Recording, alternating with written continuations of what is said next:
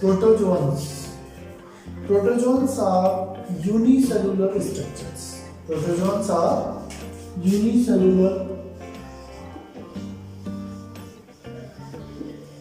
means they are single cell. They are single cell. All the metabolic activities like ingestion, digestion, excretion, respiration and reproduction, these all activities happens inside the single cell organism.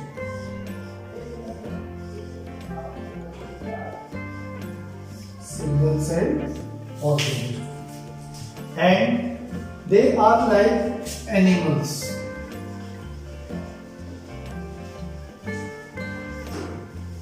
Why animals? Because they lack chlorophyll and they lack cell. In previous class we have understood that algae are like plants because they have chlorophyll and they have cell. Now we are saying the protozoans are like animals because they lack chlorophyll. It means they cannot make their food. Means they are not autotrophic. And they do not have cell wall. It means they are not like plants. One exception is Euglena.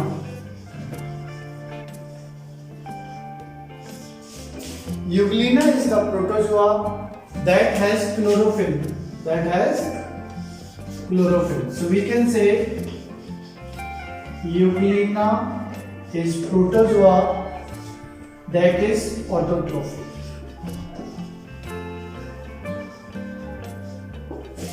So Euglena is a protozoa that is autotrophic because it has chlorophyll.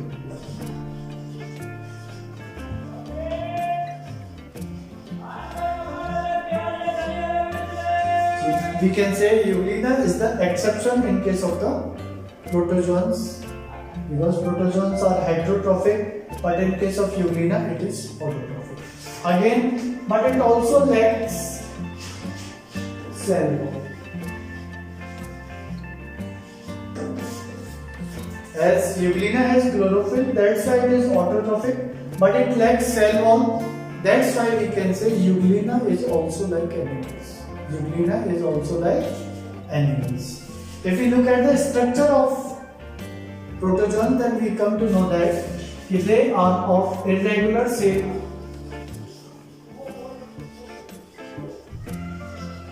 In case of amoeba, amoeba is a protozoa that has irregular shape. If we say slipper shaped,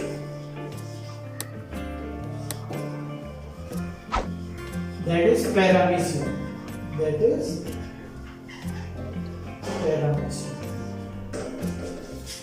So we can say paramecium is slipper shaped, amoeba is irregular shaped. So there are various shapes of protozoans everywhere. If we look at the habitat part, then we come to know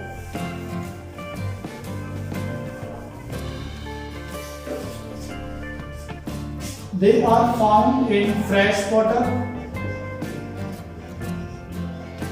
like river, stagnant water,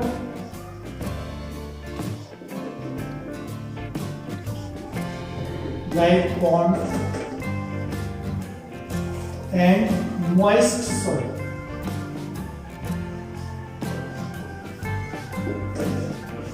If we look at the habitat of protozoa, then we come to know that they are generally found in rivers and stagnant water like ponds and moist soil. So majorly they are found in water.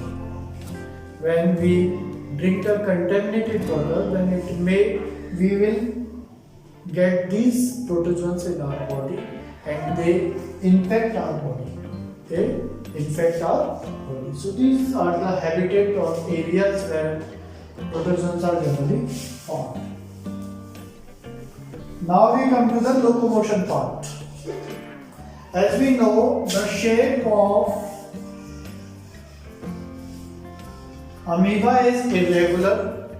In this amoeba, we see there is one cell that has one nucleus, and these outgrowths are known as pseudopodia.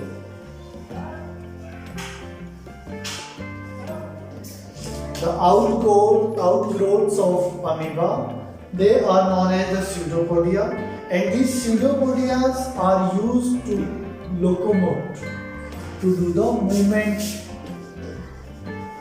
or motion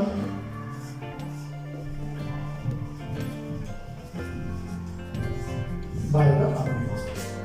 Amoeba generally do the locomotion by the help of the pseudopodia. In case of, we see the paramecium. Paramecium has small growths all over its body. Those are known as cilia.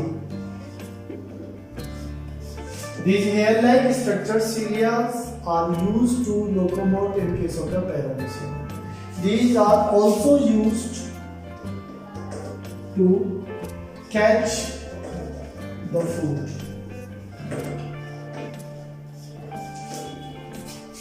In paramecium, these cilia, hair-like structures are used for locomotion as well as to catch the food. So, in amoeba, pseudopodias are used for the locomotion and catching the food. One more is flagella. Some other organisms used to have hair-like structures, long hair-like structures, those are known as the flagella, to locomote from one place to another. So these were the structure, habitat and locomotion of the protozoans.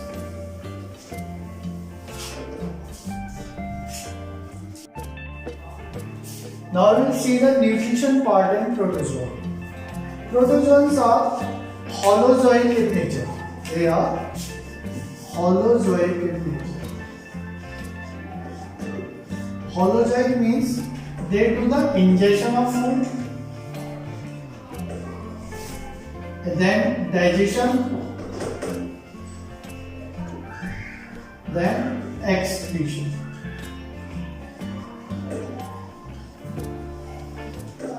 If we look at the nutrition part of the amoeba, then they are holozoic in nature. It means they engulf the food. After that, they do digestion of it by the help of the lysosomes, and then they will excrete the food like human beings. As we eat the food by mouth, same way amoeba also takes the food inside its body, digests it and excrete it. Again, they do not have chlorophyll. It means they are heterotrophic. They are heterotrophic.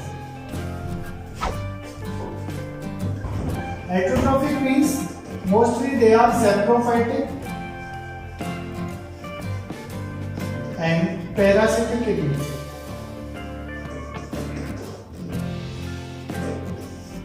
Heterotrophic means they are dependent on other organisms for their food, and either they will depend on the dead and decaying material, or they will go into the body of other.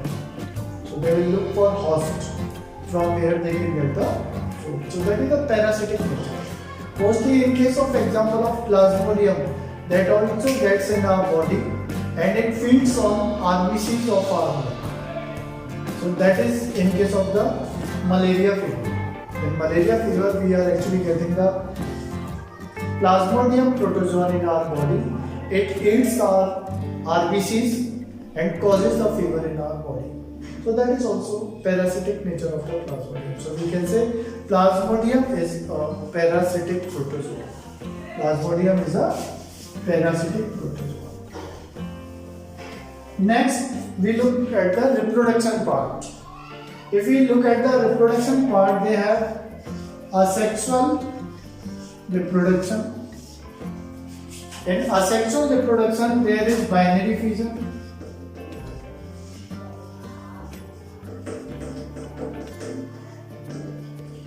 multiple fission,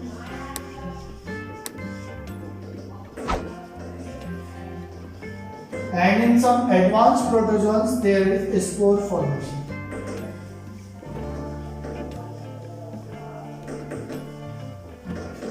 In binary fission, the mature protozoan splits into two daughter protozoans.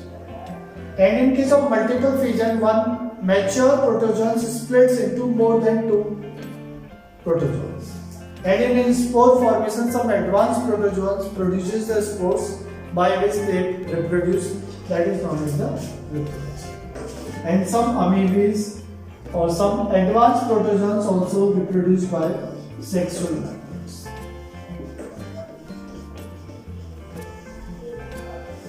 So these are the properties of nutrition and reproduction in case of the protozoans.